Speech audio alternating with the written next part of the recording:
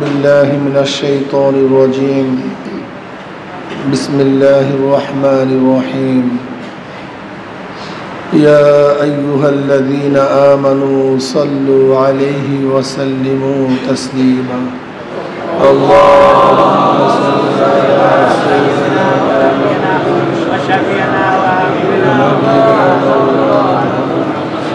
صلى الله عليه وعلى آله وصحبه وبارك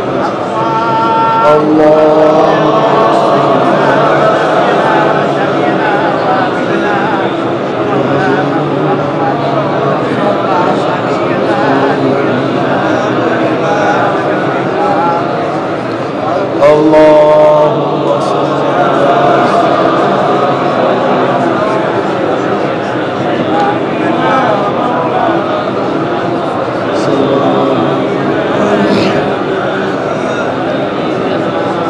أعوذ بالله من الشيطان الرجيم بسم الله الرحمن الرحيم كتب عليكم الصيام كما كتب على الذين من قبلكم لعلكم تتقون صدق الله مولانا العظيم وصدق رسول النبي الكريم আল্লাহ পাকের বান্দা জনাব মুহাম্মদ রাসূলুল্লাহ সাল্লাল্লাহু আলাইহি ওয়াসাল্লামের উম্মতগণ আল্লাহ পাক রব্বুল আলামিনের দরবারে লাখ শুকরিয়া যে মাওলাই কারীম আপনাকে আমাকে আজকে অষ্টম রমজান রহমতের অষ্টম দিন এই রহমতের অষ্টম দিন পর্যন্ত আপনাকে আমাকে আমার মাওলা পাক রব্বুল আলামিন হায়াতে রেখেছেন সুস্থ রেখেছেন রোজা রাখার তৌফিক দান করছেন ভালো এক পরিবেশে কাটাবার সময় কাটাবার সুযোগ আল্লাহ পাক করে দিয়েছেন সব সময় ইবাদতের মধ্যে রমজান মাসে যতক্ষণ রোজা রাখবেন ততক্ষণ তো ইবাদতের মধ্যে প্রতিটা মুহূর্ত নামাজের তাকবীরে তাহরিমার থেকে শুরু করে সালাম ফিরবার আগ পর্যন্ত নামাজের মধ্যে থাকে আর রোজাদার কতক্ষণ রোজার মধ্যে থাকে ওই সৌরসাদ থেকে শুরু করে ইফতারের আগ পর্যন্ত মানে সাহারির থেকে শুরু করে ইফতারের আগ পর্যন্ত পুরো সময়টাই কিন্তু ইবাদতের মধ্যে যেমন তাকবীরে তাহরিমার থেকে সালাম ফিরে আগ পর্যন্ত কিসের মধ্যে ইবাদতের মধ্যে ঠিক আপনাকে মনে রাখতে হবে আপনি কিন্তু ইবাদতের মধ্যেই আছেন 24টা মানে যতক্ষণ রোজা অবস্থায় ততক্ষণ কিন্তু ইবাদত অবস্থায় আছে এমন না যে এই মুহূর্তে আমি ইবাদতের মধ্যে ছিলাম এই মুহূর্তে আমি নাই না এরকম না প্রতি শ্বাসে নিঃশ্বাসে কিন্তু সওয়াব লেখা কারণ ইবাদতের মধ্যে তো এর সতর্ক থাকা চাই এই জন্য রোজা অবস্থায় সতর্ক থাকা চাই কেন আপনি কিসের মধ্যে আছেন কাজে ইবাদতের মধ্যে বান্দা ইবাদতের বহির্ভূত কাজ করতে পারে না যেরকম আমরা নামাজের মধ্যে নামাজের বাহিরে কাজ করতে পারে না তাহলে নামাজ থাকে না যেহেতু আপনি ইবাদতের মধ্যে রোজার মধ্যে আছেন এই যে রোজার বাহিরের কাজ আপনার জন্য সমুচীন না রোজা ঠিক থাকবে না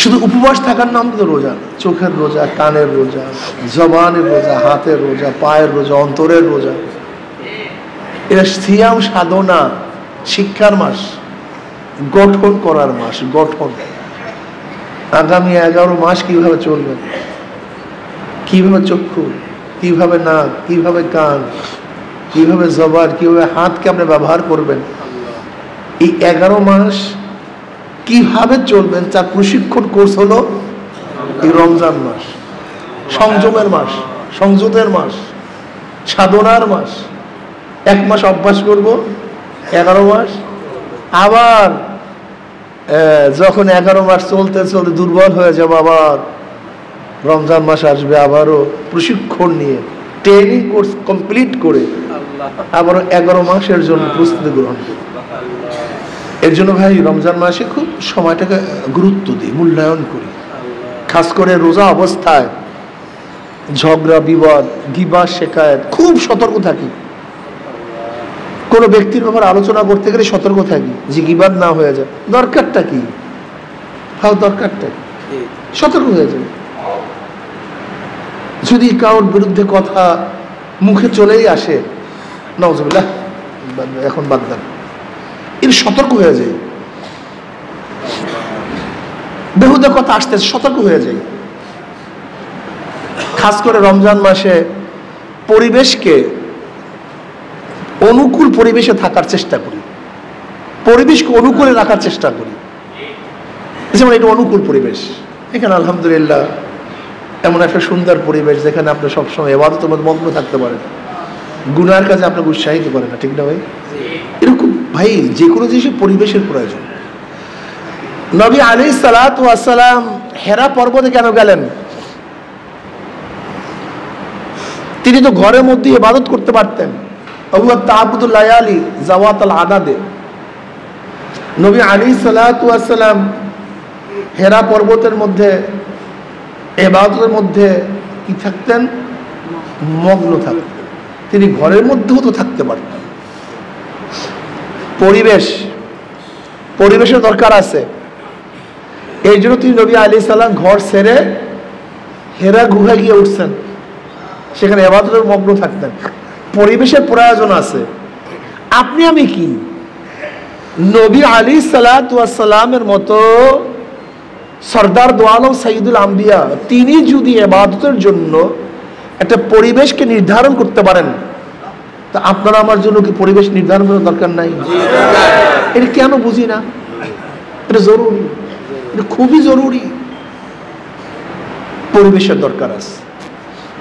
আগেকার জমানার আবেদরা তো গির্জা বসে ইবাদত করতেন না, তাদের জন্য বাহির তো নামাজ পড়া, সেজদা করা সহি হইতো না। এটা তো উম্মত মুহাম্মাদের জন্য খাস। আমরা যে সব জায়গায় সেজদা করতে পারি, সব জায়গায় আমাদের ইবাদত কবুল হয়ে যায়, এটা স্পেশাল গিফট, এটা আমাদের জন্য স্পেশাল। ওয়াজুইলাত লিয়াল আরদু মাসজিদা ওয়া তুহুরা ফুজ্জিলতু আলাল আম্বিয়া বিসিত্তিন। মুসলিমের রওয়ায়াত আছে, নবী আলাইহিস সালাতু ওয়াস সালাম ফরমান, আমাকে আল্লাহ পাক রব্বুল আলামিন অন্যান্য নবীদের উপরে 6টা জিনিসের মাধ্যমে ফজিলাত দান করছেন, যে 6টা জিনিস অন্য কোনো নবীদেরকে দেওয়া হয় নাই। এর মধ্যে একটা কি? সমস্ত জমিনকে আল্লাহ পাক রব্বুল আলামিন আমার জন্য সিজদাগার বানায় দিয়েছেন। সুবহানাল্লাহ।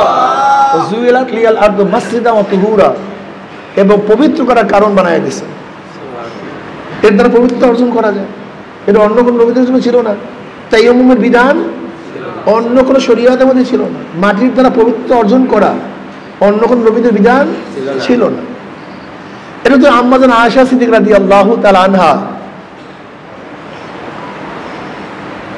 এক সফরের মধ্যে তার হার হারায় গেছে, সমস্ত সফর স্থগিত করছে। এখন সবাই অস্থির যে আম্মাজানের জন্য বারবার ঝামেলার মধ্যে পড়তে হয়। এক লাখ হার হারাবার কারণে এফকে আয়েশার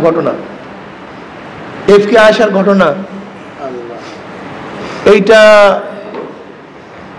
5ম হিজরির ঘটনা। এইটি আসহ এফকে আয়েশা গজওয়ায় বনি মুস্তালিকের ঘটনা। গজওয়ায় বনি মুস্তালিক, এটা মুরাইসিয়া বলা হয়, গজওয়ায় মুরাইসিয়া।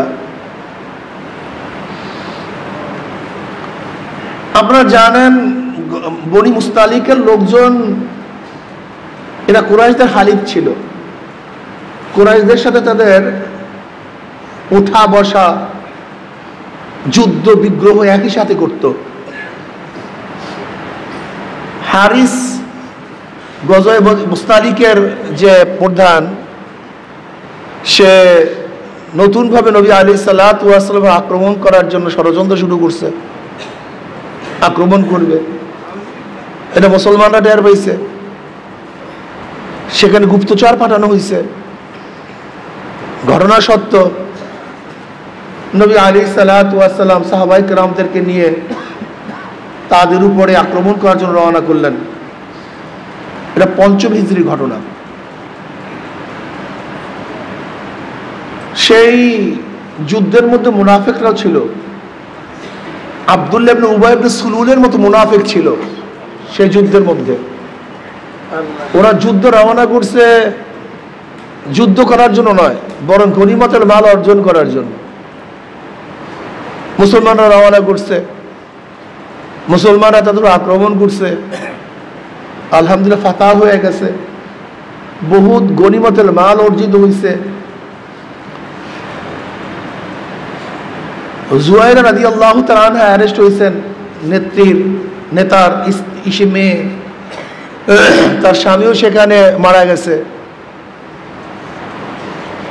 মালকে নবী আলাইহিস সালাত বন্ধন করে দিয়েছেন, অনেক অনেক বহুত মাল পেয়েছে। যুদ্ধ থেকে ফেরার পথে বহুত ঘটনা ঘটছে। এর মধ্যে একটা ঘটনা ঘটছে, যখন কূপের থেকে পানি আনার জন্য গেছে, তখন মুহাজির বা আনসারের মধ্যে পানি নিয়ে বিভেদ সৃষ্টি হয়েছিল।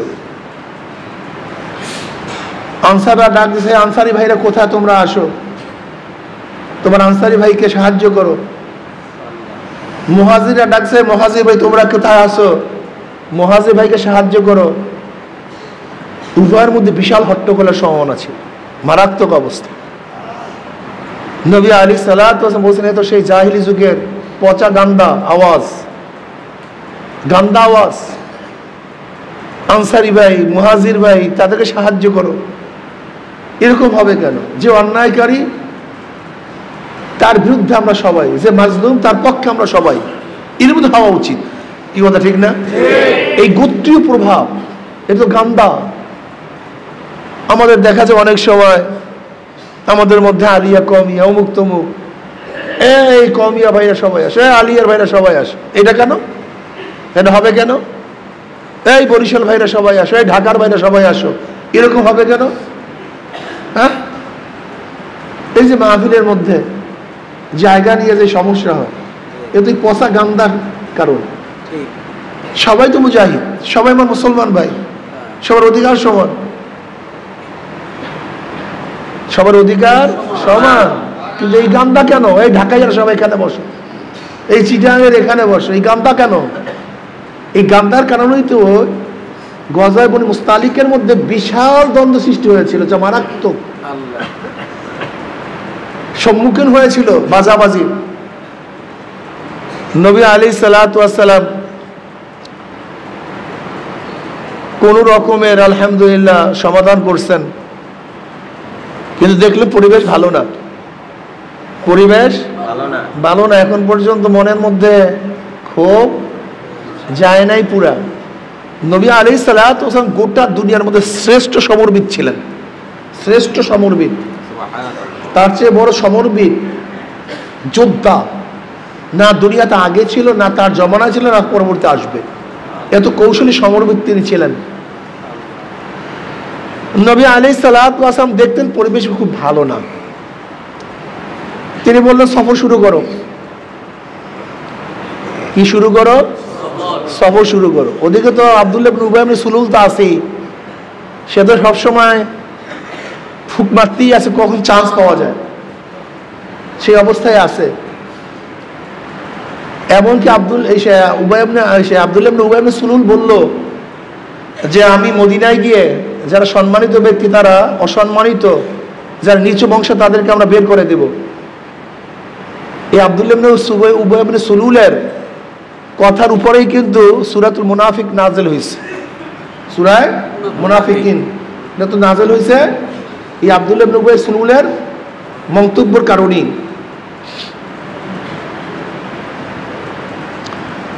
ওয়াইজা রাজানা ইলাল মাদিনাতি লা ইখরিজান্নাল আযু মিনাল আযালি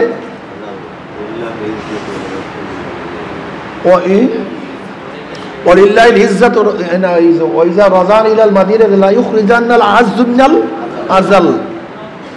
আমরা যখন মদিনায় প্রত্যাবর্তন করব তখন সম্মানিত ব্যক্তি যারা আযাল অসম্মানিত আছে তাকে কি করে দেব?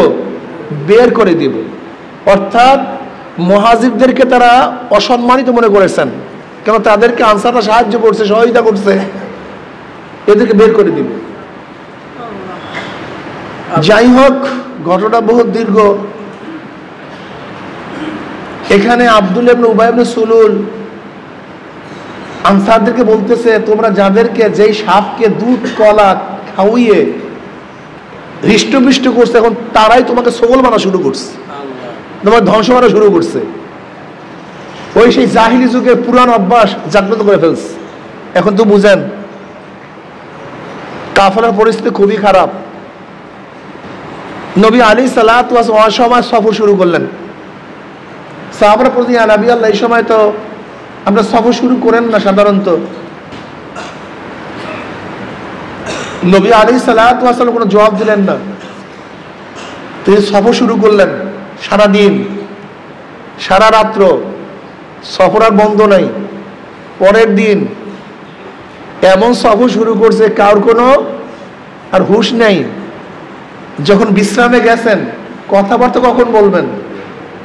সবাই তো ঘুমের মধ্যে, কথাবার্তা বলার, আলোচনা করার কোনো কি নাই, কোনো সুযোগ নেই। দেখছেন কৌশলটা কি, কত চমৎকার কৌশল। হ্যাকমতটা কাকে বলা হয়?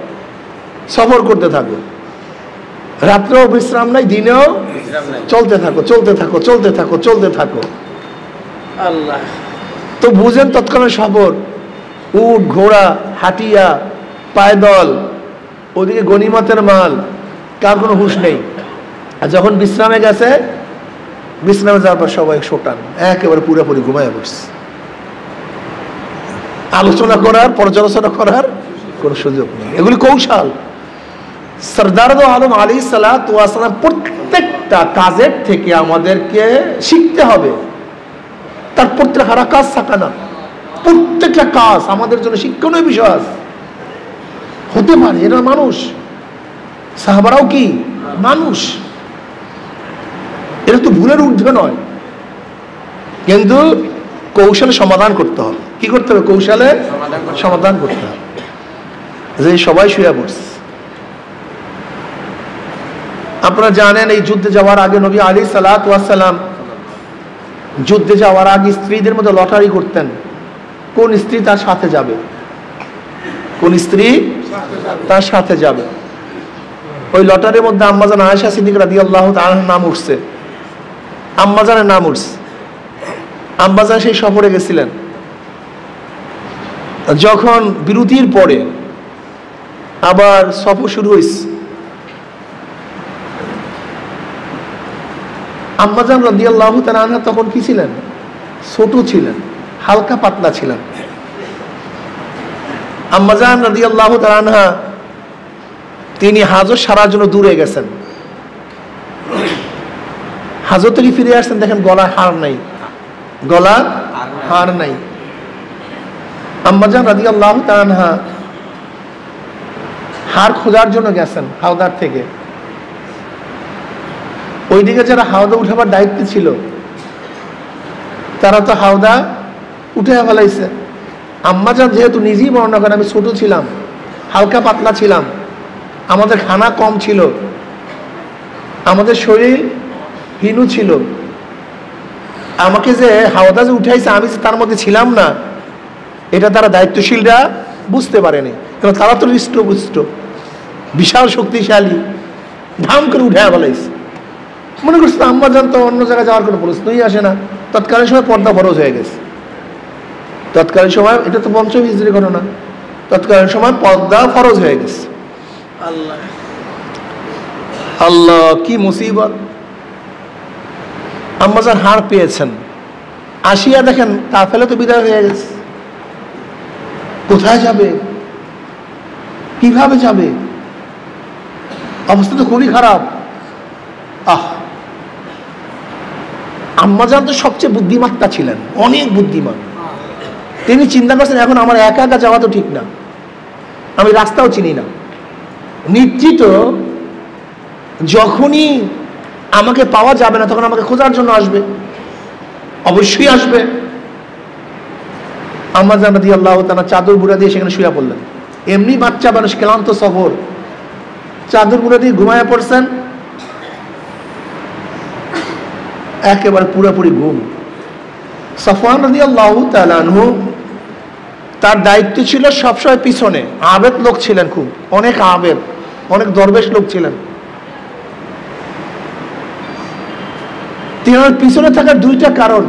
একটা কারণ হলো নবী আলাইহিস সালাতু ওয়াস সালাম তাকে বলছেন, সফওয়ান তুমি সবসময় পিছনে থাকবা, কাফেলার কিছু ফেলে গেছে কিনা, কিছু হয়ে গেল কিনা, এটা দেখতে তুমি আসবা।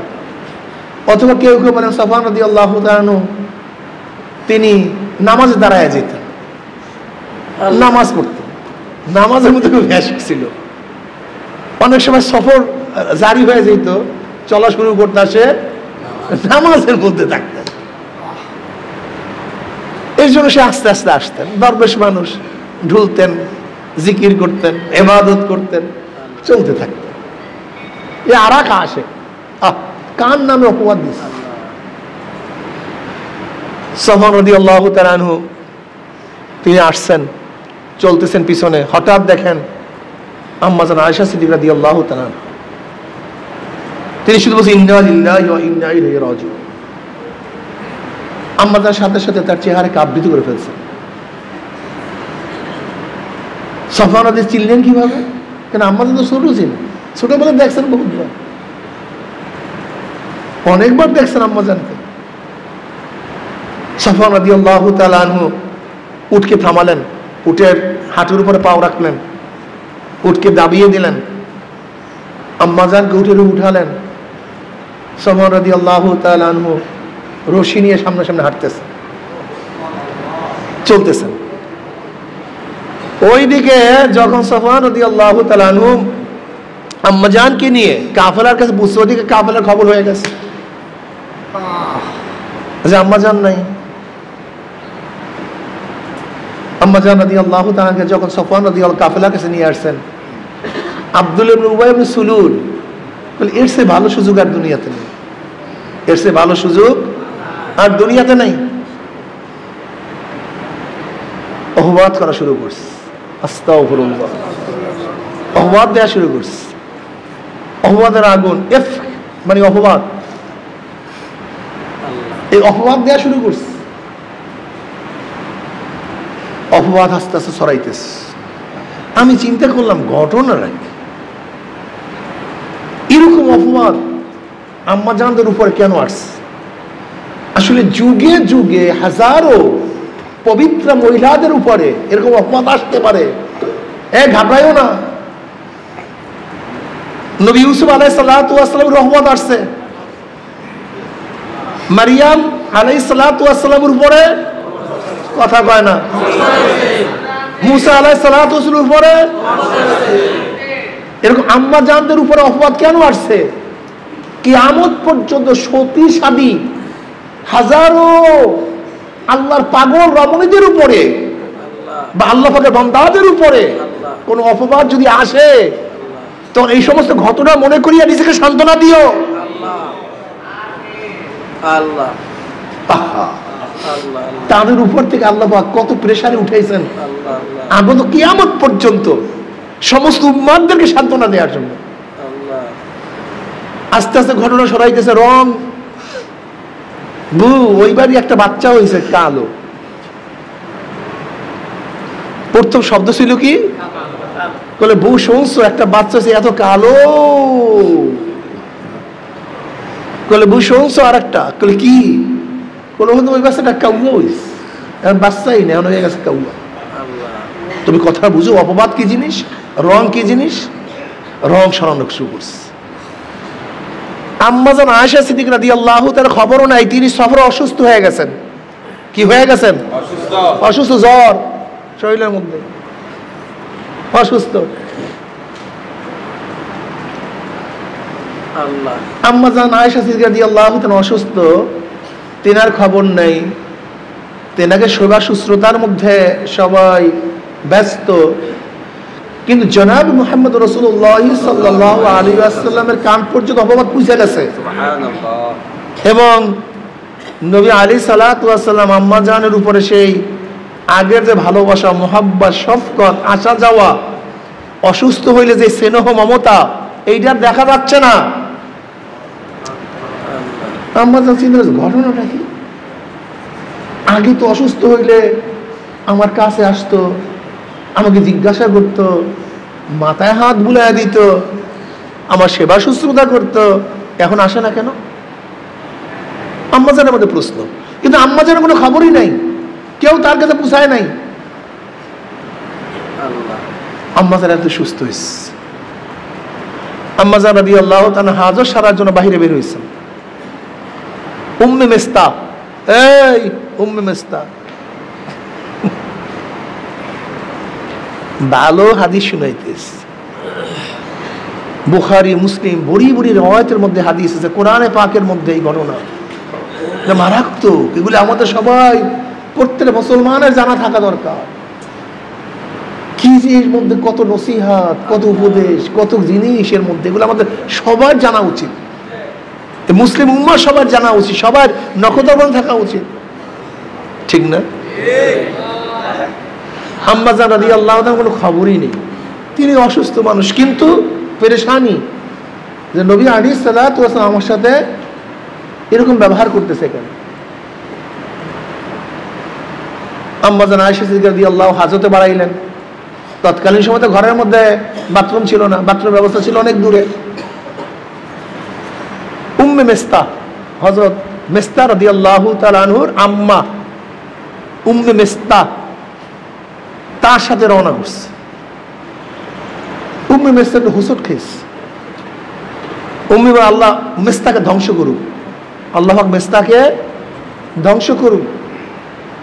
আম্মাজান আয়েশা সিদ্দিকা রাদিয়াল্লাহু বলেন, তুমি কি বলতেছো? বদরি সাহাবী, মিস্তা একজন বদরি সাহাবী, তুমি তাকে অভিশাপ করতেছো? তুমি ভালো বালাই তাকে বলতেছো? তিনি কোনো কথা বললেন না। রওয়ায়াতে আসছে আবারও তিনি উষ্ঠে খাইছেন, আবারও বললেন আল্লাহ পাক মিস্তাকে ধ্বংস করুক। রওয়ায়াতে আসছে আবারও তিনি উষ্ঠে খাইছেন, বলে আল্লাহ পাক মিস্তাকে ধ্বংস করুক। বারবার বলে মিস্তাকে ধ্বংস করুক। আম্মা যখন ঘটনা কি, মিস্তাকে কেন গালিগালাজ করতেছো, কেন বরদোয়া দিস? তাহলে আপনি জানেন না, আপনি জানেন না ঘটনা এই গোটা মদিনার মধ্যে আলোচনা। আম্মাজান বলেন, এই কথা শোনার সাথে সাথে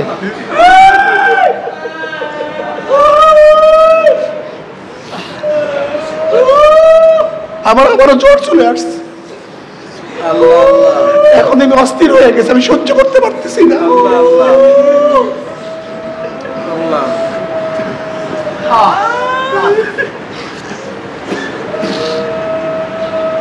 আমি সহ্য করতে পারতেছি না, তার জ্বর চলে আসছে। এখন মানুষ পারে আল্লাহ,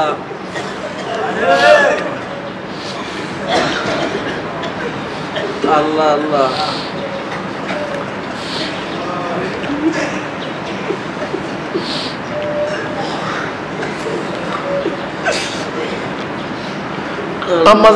আম্মাজান আয়েশা সিদ্দিকা রাদিয়াল্লাহু তাআলা ঘরে আসছেন।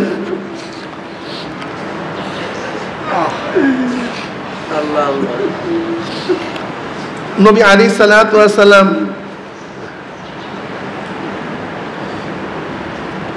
তার কাছে কি জিজ্ঞাসা করবেন? নবী আলাইহিস সালাতু ওয়াস সামনে গেছে, নবী আলাইহিস চেহারা ঘুরাইয়া বলাইছে।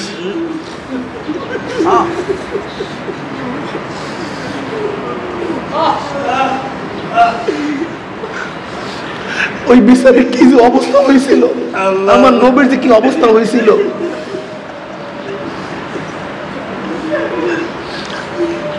আমার নবী আলাইহিস সালাম যেদিকে চেহারা নিচ্ছেন সেদিকে গেছেন, আবার চেহারা ঘুরাইয়া ফেলাইছেন। আল্লাহ আল্লাহ। আম্মাজান চিন্তা করলেন, আসলে মূল ঘটনা কি, আমি কোথা থেকে জানবো? নবীও তো বলতেছেন আমার সাথে, আমাকে বলেন আমি কোথায় গিয়া জানবো? যাই ঘরে যাই, আব্বু আম্মুর কাছে গিয়া জানি, তাদের কাছে শুনি ঘটনা কি। আম্মাজান নবী আলাইহিস সালাতু ওয়াস সালামের কাছে ইজাজত চাইলেন, আমাকে বাড়িতে যাওয়ার ইজাজত দেন। নবী আলাইহিস সালাম চুপ, তিনি বুঝলেন যে ইজাজত হয়ে গেছে। তিনি বাড়ির দিকে রওনা করলেন।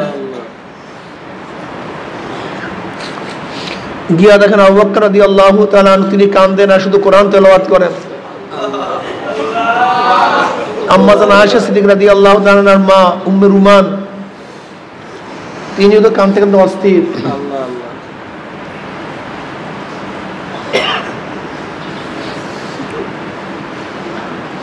আম্মা জান আয়েশা সিদ্দিকা রাদিয়াল্লাহু তাআলা আনহা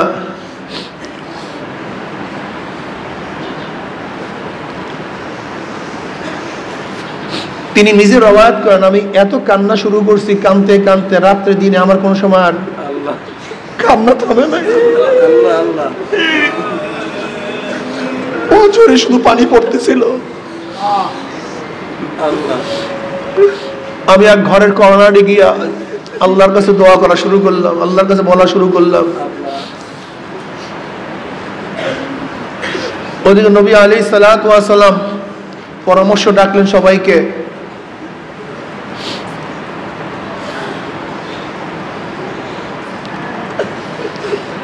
সবাই আম্মা জান আয়েশা সিদ্দিকা রাদিয়াল্লাহু তাআলা বারাত ঘোষণা করলেন যে তা পবিত্র।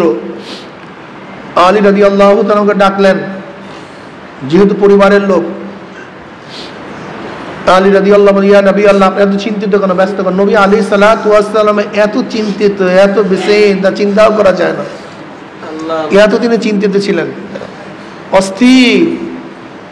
তার স্ত্রীর উপরে এই সমস্ত অপবাদ, তিনি নবী, আবু বকরের মেয়ে, আর আবু বকরের নবী আলাইহিস সহচর।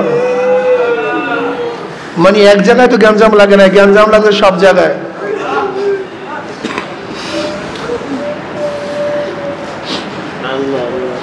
আলী রাদিয়াল্লাহু সান্ত্বনা দেওয়ার জন্য, ইয়া নবী আল্লাহ, আপনি এত টেনশন করেন, চিন্তিত কেন?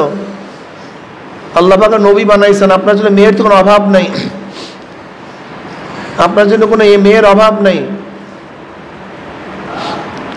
ইয়া নবী আল্লাহ, আপনি ইচ্ছা করলে সবচেয়ে ভালো বারিরার কাছে প্রশ্ন করেন। বারিরা তার খাদেমা, হযরত আম্মা জানের খাদেমা বারিরা রাদিয়াল্লাহু তাআলা আনহা, তার কাছে জিজ্ঞাসা করেন।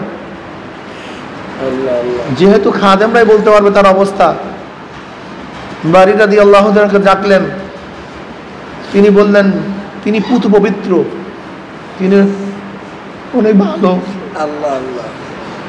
তবে হ্যাঁ, অল্প বয়সের কারণে অনেক সময় খামির গুলিয়া সেই খামির অবস্থায় ঘুমায়া যায়, মুরগিটা আটা খেয়ে ফেলে।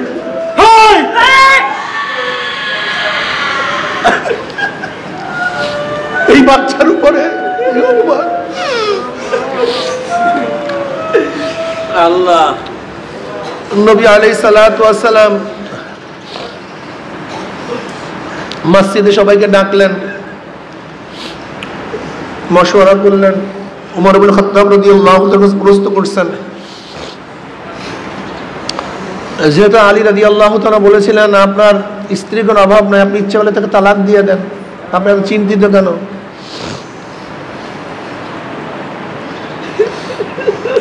ওমর ইবনে খাত্তাব রাদিয়াল্লাহু বললেন, ইয়া নবী, এটা তো শেষ ফয়সালা, তালাক দেওয়া এটা শেষ ফয়সালা, এটা তো সমাধান না, এটা শেষ ফয়সালা।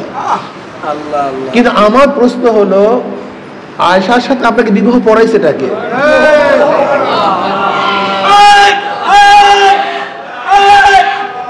আপনারা জানেন আম্মা জান আয়েশা সিদ্দিকা রাদিয়াল্লাহু তাআলার সাথে বিবাহের কিন্তু রায়বার খোদ আল্লাহ পাক নিজে, অন্য কেউ না। বুখারীর মধ্যে রওয়ায়াত আছে, নবী আলাইহিস সালাতু ওয়াস সালাম ঘুমন্ত অবস্থায় স্বপ্ন দেখেন, এক আগন্তুক রুমাল নিয়ে আসছে। রুমাল খোলেন, রুমাল খুলছেন, দেখেন আয়েশার চেহারা। আগন্তুক চলে গেছে।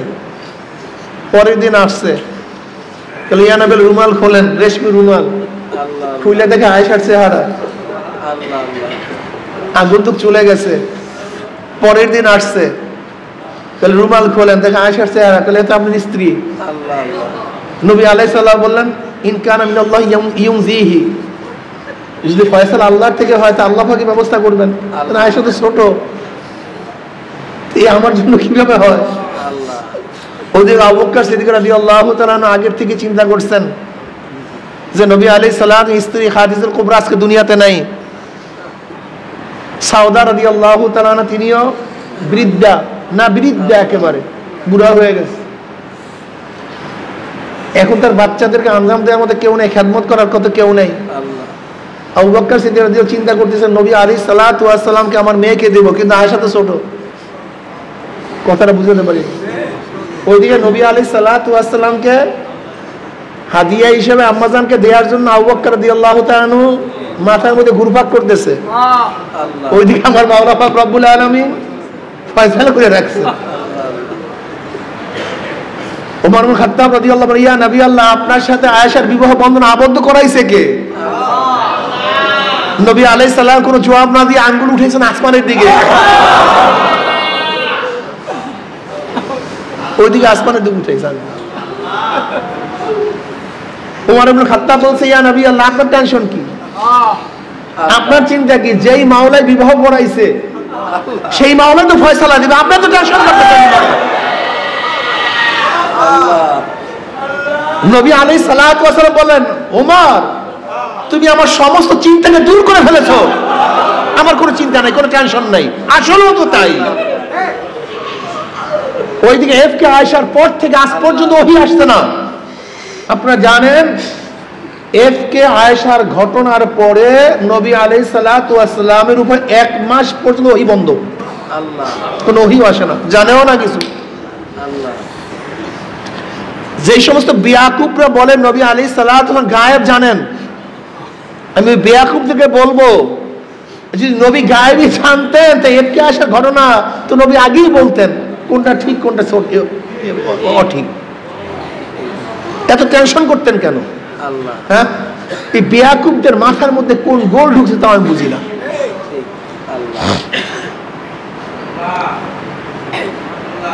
নবী আলাইহিস সালাতু ওয়াস সালাম বললেন, ওমর, তুমি সমস্ত আমার চিন্তা দূর করে ফেলছ। যে মাওলা পাক রব্বুল আলামিন এই কাজ করছেন তিনি তো ফয়সালা দিবেন, তা আমি এত অস্থির কেন? নবী আলাইহিস সালাতু ওয়াস সালামের থেকে অস্থির চলে গেছে। নবী আলাইহিস সালাতু ওয়াস সালাম মসজিদের মধ্যে বয়ান শুরু করলেন। আম্মা জান আয়েশা থেকে বারাত ঘোষণার বয়ান করলেন। এক সাহাবী উঠে বললেন, ইয়া নবী আল্লাহ, আউস খাজরাজের মধ্যে যেই কাজ করুক না কেন আমি তাকে কতল করে ফেলবো।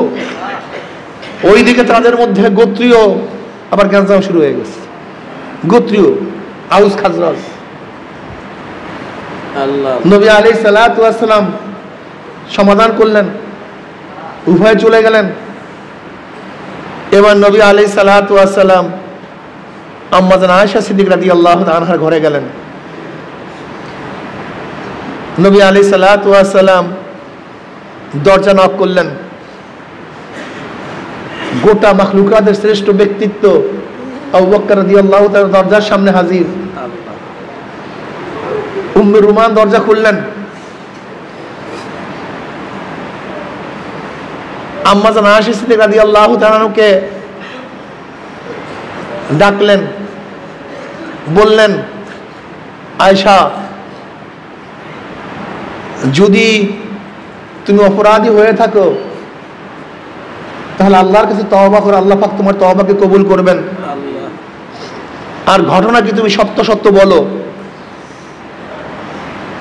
আম্মা জান আয়েশা সিদ্দিকা রাদিয়াল্লাহু তাআলা আনহা তিনি তার আব্বাকে বললেন, আপনি জবাব দেন।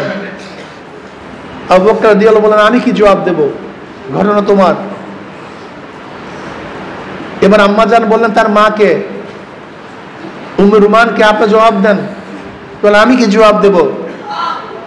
বুখারীর মধ্যে রওয়ায়াত আছে, আম্মা জান আয়েশা সিদ্দিকা রাদিয়াল্লাহু তাআলা ফরমান, এবার আমি জবাব দেওয়া শুরু করলাম। আমি বললাম, দেখেন, এখন আমি যদি বলি আমি পবিত্রা, তাহলে আপনাদের মাথার মধ্যে এই ঘটনা এমনভাবে বিদ্যমান হয়েছে আপনারা আমার কথাকে বিশ্বাস করবেন না। আর আপনাদের জন্য যদি বলে আমি অপবিত্র, তা আল্লাহ পাক জানেন আমি পবিত্র, আমি কোনো অপকর্মের মধ্যে লিপ্ত হই নাই, আমি নিষ্পাপ। কাজী আজকে আমার জন্য ফাসবরুন জামিল, আমার জন্য আম্মা জান আয়েশা সিদ্দিকা রাদিয়াল্লাহু ফরমান, আমার রাগে এবং ক্ষোভে, আমার আবেগে আমি ইউসুফ আলাইহিস সালাতু বাবার নাম বারবার চিন্তা করার চেষ্টা করছিলাম যে ইয়াকুব, কিন্তু আমি ভুলে গেছি, আমি তার নাম মনে রাখতে পারি নাই। আমি বললাম, ইউসুফের বাবার যে অবস্থা, ফাসবরুন জামিল, আমার উত্তম সবর ব্যতীত আমার আর কোনো দ্বিতীয় পথ নেই। আম্মা জান আয়েশা সিদ্দিকা রাদিয়াল্লাহু তাআলা ফরমান, এর মধ্যে আমি দেখতেছি নবী আলাইহিস সালাতু ওয়াস সালামের চেহারার মধ্যে ওহী নাযিল হওয়ার আগে, ওহী অবতীর্ণ হওয়ার আগে যে হালাত, যে পরিবর্তন, সেই পরিবর্তন দেখতিস। আমি ভয়তে কাঁপা শুরু করলাম, না জানি কি ফয়সালা হয়, না জানি কি ঘটনা ঘটে, না জানি কি আসে। আমি পবিত্রা, আমি জানি যে আল্লাহ পাক আমাকে পবিত্র ঘোষণা করবেন, শুধু এতটুকুই আমি ভাবতেছিলাম। কিন্তু অন্য কোনো ফয়সালা হয় কিনা তাও আমার জানা ছিল না। আম্মা জান আয়েশা সিদ্দিক রাদিয়াল্লাহু ফরমান, আমার বাবা আমার মা এত পেরেশানি উঠাইতেছিলেন যখন নবী আলাইহিস সালাতু ওয়াস সালাম ওহী নাযিল হইতেছিল, তেনার এরও পেরেশানি উঠাইতেছিলেন যে কি হয়, কোন ফয়সালা হয়, না দুর্নামের মধ্যে পড়ি। তারা তো জানে না, তাদের প্রত্যেকের মধ্যে সন্দেহ। কারণ আমি তো জানি আমি মুক্ত, আমি নির্দোষ। যদি আব্বা আম্মার মধ্যে তো সন্দেহ থাকতেই পারে। তারা এত অস্থির, তারা এত চিন্তিত যে চিন্তাও করা যায় না। সবাই অস্থির। নবী আলাইহিস সালাতু ওয়াস সালাম কম্বল মুড়া দিলেন, ওহী অবতীর্ণ হওয়া শুরু হয়েছে। আম্মা জান আয়েশা সিদ্দিকা রাদিয়াল্লাহু ফরমান, আমি অস্থিরতা অবস্থায় তাকিয়ে আছি। নবী আলাইহিস সালাতু ওয়াস সালাম যখন মাথা থেকে কম্বল উঠাইলেন, যেরকম মেঘের থেকে চন্দ্র বের হয়ে আসে, আমি তার চেহারা দেখে বুঝছি আমার চিন্তা দূর হয়ে গেছে। মনে হয় যেন 14 তারিখের চেহারা কম্বলের মধ্য থেকে বের হয়ে আসছে। নবীর চেহারা উজ্জ্বল হয়ে গেছে, আলোকিত হয়ে গেছে। নবী আলাইহিস সালাতু ওয়াস সালাম মিসকি হাসি দিলেন। নবী বললেন, আয়েশা তোমার চিন্তা দূর হয়ে গেছে, আল্লাহ তোমার পবিত্রতা ঘোষণা করছেন। কিন্তু নবী আলাইহিস সালাতু ওয়াস সালাম, নবী আলাইহিস সালাতু ওয়াস সালাম সূরা নূরের 18 আয়াত শুনাইলেন, তার পবিত্রতা ঘোষণা করলেন। আম্মা জান বললেন, আমি ভাবছিলাম যে শুধু হয়তো আমার বারাত ঘোষণা করবেন, কিন্তু কিয়ামত পর্যন্ত কোরআন তেলাওয়াত হবে, নামাজের মধ্যে আমার আলোচনা হবে, এটা আমি কোনোদিন চিন্তা করতে পারি নাই। এবার তার মা আম্মা জান আয়েশা সিদ্দিকা রাদিয়াল্লাহু মা বললেন, আয়েশা যাও নবী শুকরিয়া আদায় করো। এবার আম্মা জানের কথা আমার কাছে খুব ভালো লাগছে। আম্মা জান বলছে, তার শুকরিয়া আদায় করব? আমি তার শুকরিয়া আদায় করব যার ঘরের থেকে আমি চলে আসছি? আমি ওই সত্তার শুকরিয়া আদায় করব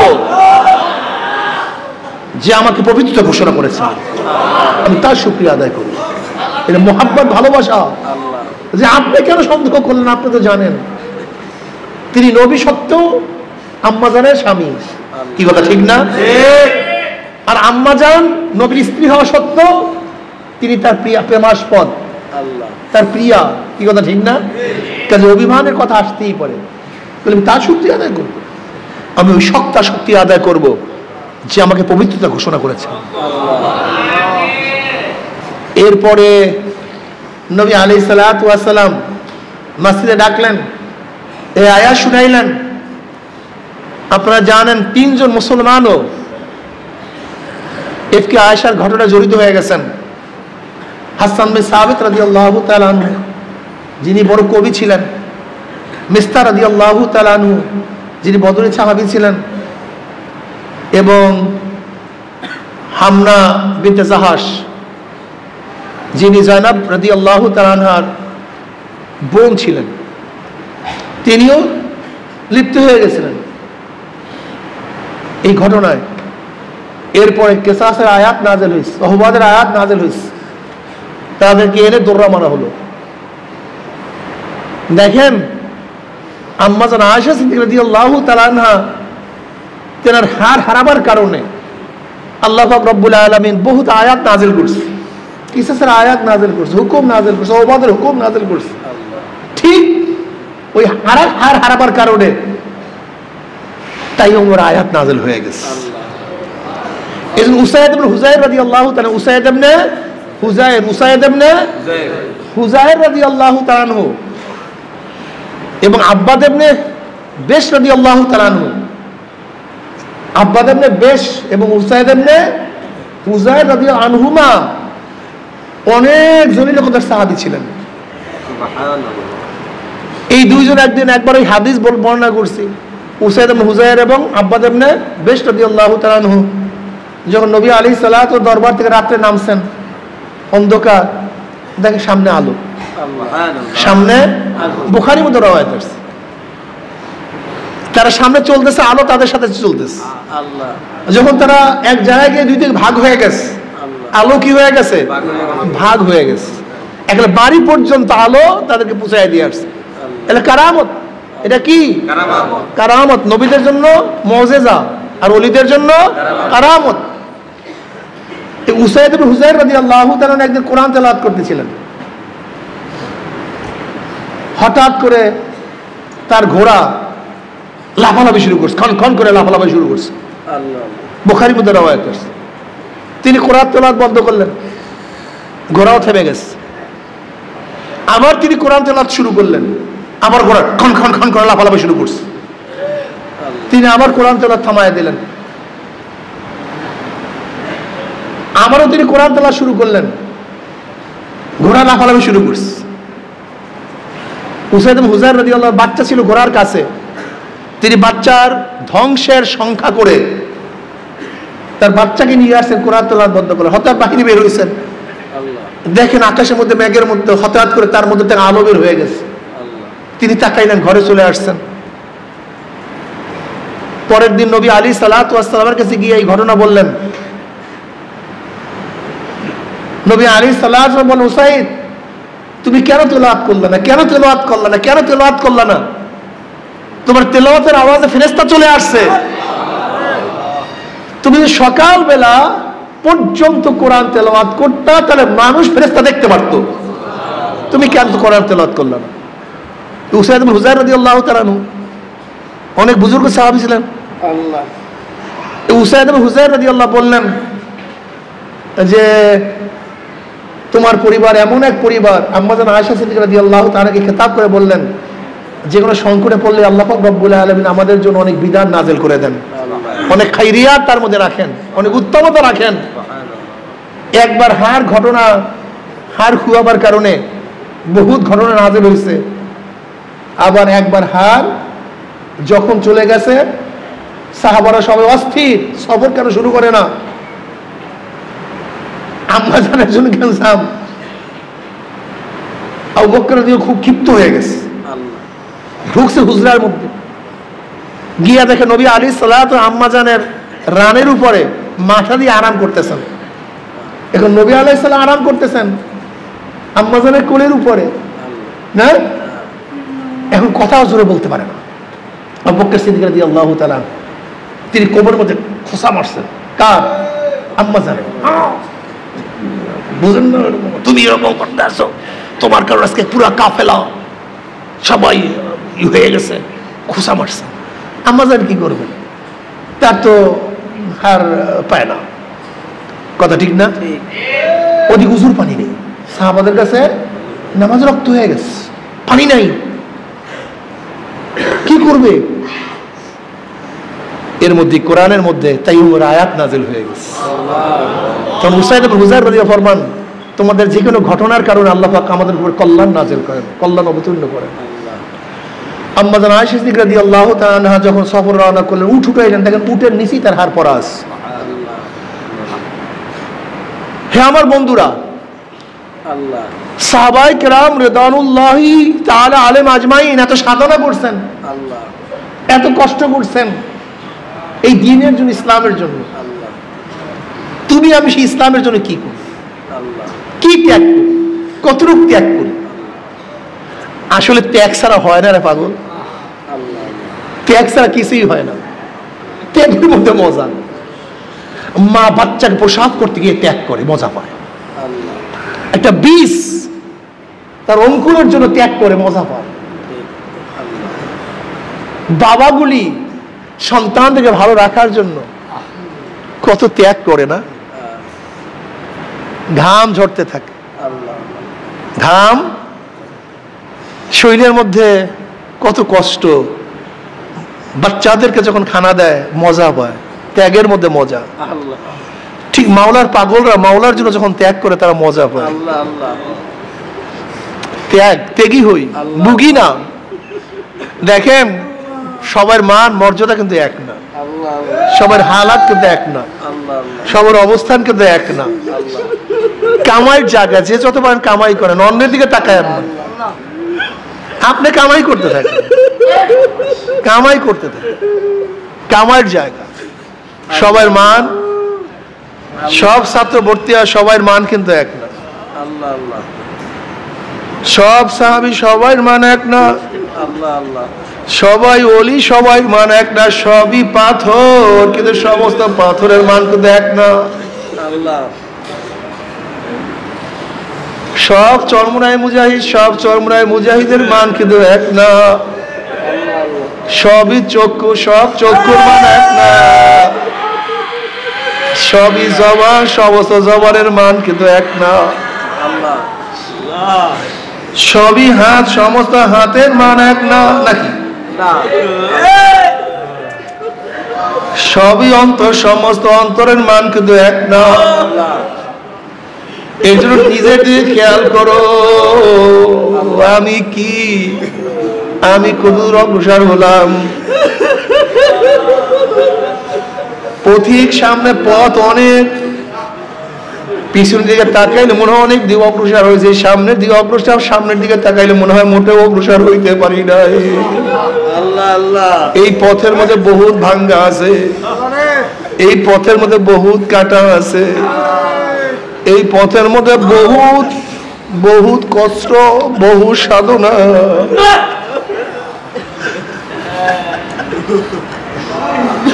এই সাধনার মধ্যে কি যে মজা, আল্লাহ মজা লাগাইয়া দাও।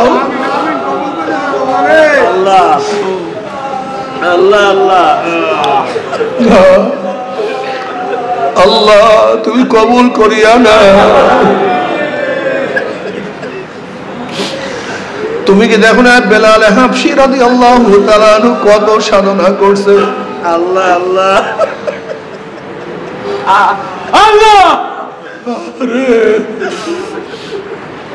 আল্লাহ, বেলাল হাবশী রাদিয়াল্লাহু তাআলা ইসলাম গ্রহণ করার পরে বেলাল হাবশী রাদিয়াল্লাহু তাআলার গলার মধ্যে শিকল লাগাইয়া সবাই দাঁড়ে দাঁড়ে টানতো আর বলতো ইমাম স্যার। বেলাল হাবশী রাদিয়াল্লাহু তাআলা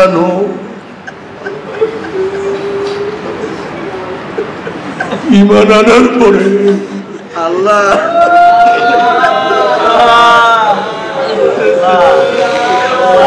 উত্তপ্ত বালির মধ্যে শোয়ায় রাখছে, বুকের উপরে ভারী পাথর চাপা দিয়া বলে বেলাল যতক্ষণ পর্যন্ত ঈমান ছাড়বি না তোকে আমরা ছাড়বো না। ওরে বেলাল যতক্ষণ পর্যন্ত ঈমান ছাড়বি না ততক্ষণ পর্যন্ত তোর এই অবস্থা থেকে আমরা তোকে রক্ষা করব না। আল্লাহ আল্লাহ। বেলাল হাবশী রাদিয়াল্লাহু তাআলা কি বলবে, শুধু বলেন আহাদ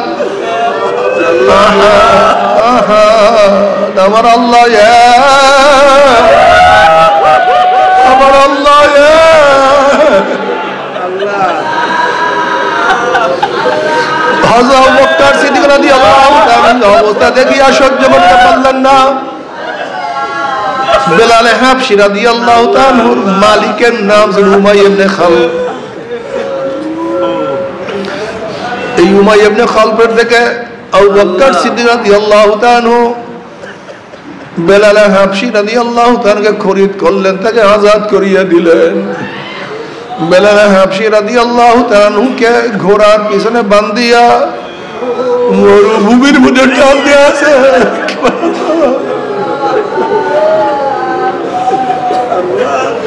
তুমি আমি কি ত্যাগ করলাম, তুমি আমি কি ত্যাগ করলাম।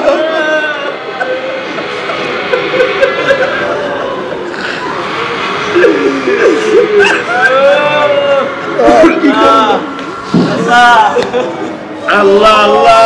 বাবার বুখারীর মধ্যে রওয়ায়াত আছে, আব্দুল্লাহ ইবনে মাসউদ রাদিয়াল্লাহু আনহু ফরমান নবী আলাইহিস সালাতু ওয়াস সালাম আল্লাহ হেরেমের মধ্যে নামাজরত অবস্থায় ছিলেন।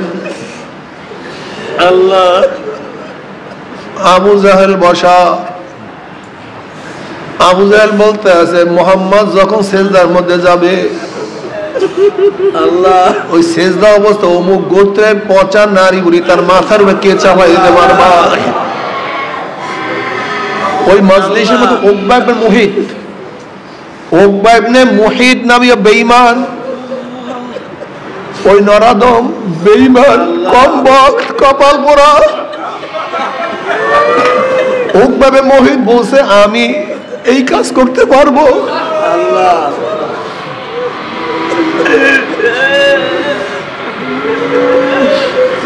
নবী আলাইহিস সালাতু ওয়াস সালাম সেজদার মধ্যে পড়লেন। ওই উটের পচা নারী বুড়ি নবী আলাইহিস সালাতু ওয়াস সালামের মাথার উপরে চাপাইয়া দিয়েছে। আল্লাহ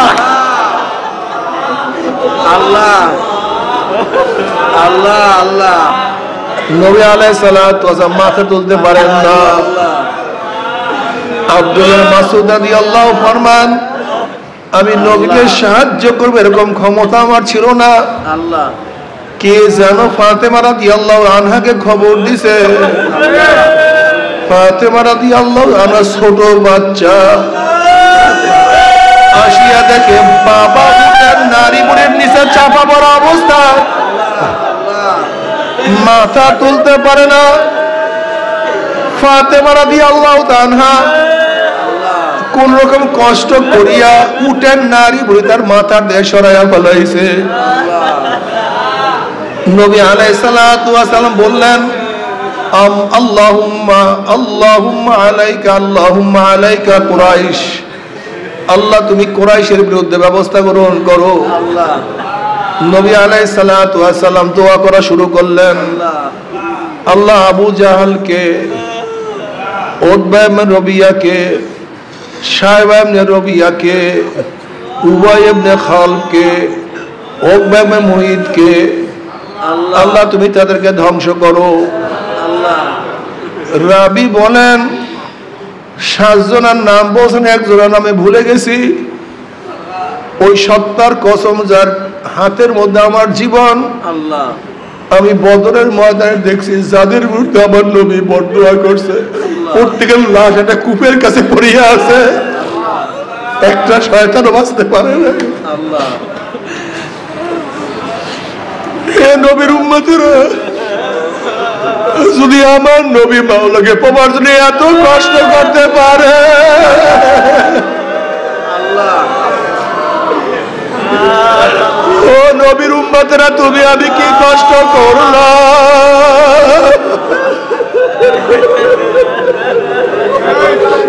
কি করছি, আল্লাহর কাছে কিভাবে জবাব দেব, কিয়ামতের মাঠে নবীকে কিভাবে চেহারা দেখাবো,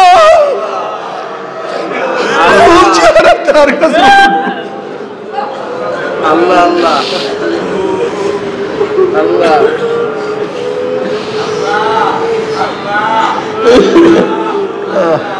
আল্লাহ আল্লাহ আল্লাহ আল্লাহ ও চরমনায় মুজাহিদরা সাধনা করো, মাওলার পথে চলো, মাওলার পথে আল্লাহ আল্লাহ সাধক হইও। আল্লাহ আল্লাহ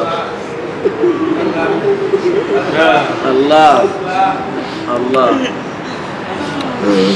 আল্লাহর কাছে দোয়া করতে থাকো। আল্লাহ আল্লাহ কলমটাকে তোমার দিকে ফিরাইয়া রাখিও। আল্লাহ তোমার গোলাম হিসেবে কবুল করিয়েন। আজকে রমজানের 8 রোজা চলিয়া যাইতে আছে, রহমতের 8 দিন চলিয়া যাইতে আছে, জানি না রহমত পাইলাম কি পাইলাম না, জানি না গুনাহ বেদা মাফ করাইতে পারলাম কি পারলাম না। ওর রহমতের 8 দিন চলিয়া যাইতে আছে, মাত্র 2 দিন বাকি। বেশি বেশি আল্লাহর কাছে দোয়া করো। আল্লাহুম্মা আমিন, আল্লাহুম্মা আমিন, আল্লাহুম্মা আমিন। আল্লাহ রহমত নাযিল করে, আল্লাহ রহমত নাযিল করে।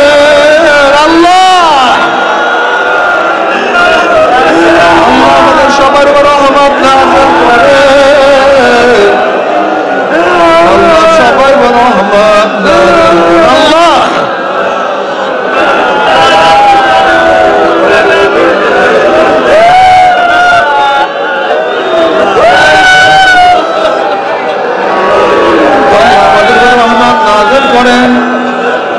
আল্লাহ দুনিয়ার রহমত নাযিল করেন, গোটা মাখলুকের রহমত নাযিল করেন, গোটা মানুষের রহমত নাযিল করেন, গোটা মুসলমান মুমিনদের রহমত নাযিল করেন, আল্লাহ চরমনের কাফেরের উপর রহমত নাযিল করেন, এই মাজলিসের রহমত নাযিল করেন, আমাদের আওলাদ রহমত নাযিল করেন।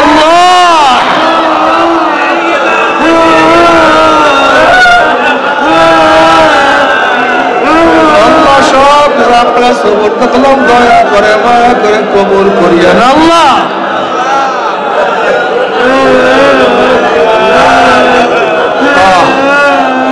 আল্লাহ গুনাহ থেকে বাঁচিয়ে দেবেন, তৌফিক দিয়ে দেন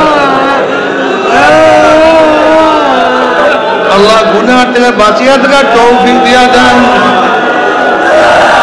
আল্লাহ, গুনাহ কথা মাফ করে দেন আল্লাহ, গুনাহ কথা মাফ করে দেন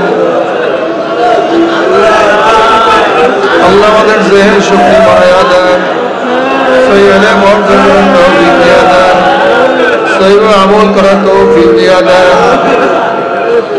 আল্লাহ। আমরা হাত তুললাম, যাইনা কর্মা নাই, বাবা নাই, স্ত্রী নাই, সন্তান নাই, দাদা নাই, দাদু নাই, নানা নাই, নানা নাই আল্লাহ, যত মুমিন মুজাহিদরা কবরে শুয়ে সবাই কবরে আযাব থেকে মাফ করে দেন, আমাদের শায়েখ মুর্শিদের কবরকে জান্নাতের বাগিচা বানায়া দেন, মা দাদা সহ তামাম দুনিয়ার মাশায়েখদের মাকামকে জান্নাত বলে করে দেন, আমাদের আওলাদ আমরা খাস গোলাম বাদশা কবুল করে নেন। ربنا هب لنا من ازواجنا وذرياتنا قرة اعين واجعلنا للمتقين اماما। আমাদের সবাইকে জান্নাতুল ফেরদাউস দান করেন, সবাইকে জাহান্নাম থেকে নাজাত দিয়া দিয়েন। اللهم إني أسألك من خير ما سألك به نبيك محمد صلى الله عليه وسلم، ونعوذ بك من شر ما استعاذ منه نبيك محمد صلى الله عليه وسلم، وأنت المستعان وعليك البلاغ ولا حول ولا قوة إلا بالله. اللهم وفقنا لما تحب وترضى من القول والعمل والفعل. رب ارحمهما كما ربياني صغيرا. وصلى الله تعالى على خير خلق محمد وآله وأصحابه وأزواجه وأذريته برحمتك يا أرحم الراحمين.